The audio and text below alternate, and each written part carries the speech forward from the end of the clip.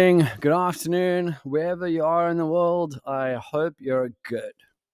So, real quick, today, before I say that, I just want to say I didn't actually post a setup yesterday on the 128 chart. I haven't changed anything here on the Bitcoin 512 looker forward chart, but over here, I realized I hadn't updated it, and this is what I updated it to.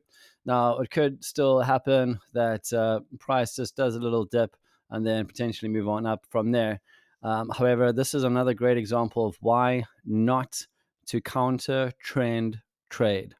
All right. So if you guys have been taking notes and following the series, it's something that I highly recommend that you put a big fat star next to on your notes because of these such reasons. So the many things that a market needs to do when it comes to market structure, it's got to anchor itself in the right positions as it forms itself across the board, across the cycle. So how it does that at times, if it isn't correctly structured, is it'll do a bit of crawling or some funny symmetrical shapes or something to that effect, like a double bottom or double top, just so it can get itself in locked to the right position before continuing on.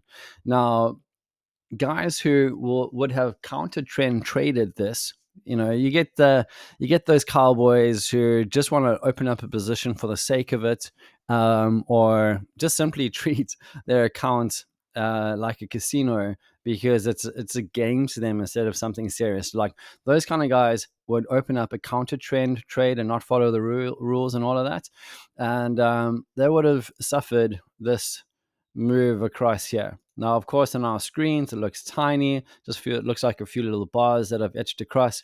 But if you measure it, let's say from about there, because that's where you enter position outside a kill zone, to around about here, it says there are days. So 24 hours of painfully going through the process of checking your account, watching price kind of get a little bit of profit, dip down into loss, or a little bit of loss. If you're going short, should I be more accurate in doing that? So a little bit of loss, tiny bit of profit, quite threatening loss, might hit your stop loss over there, little bit of profit for 24 hours. That's a long time for a day trader, right?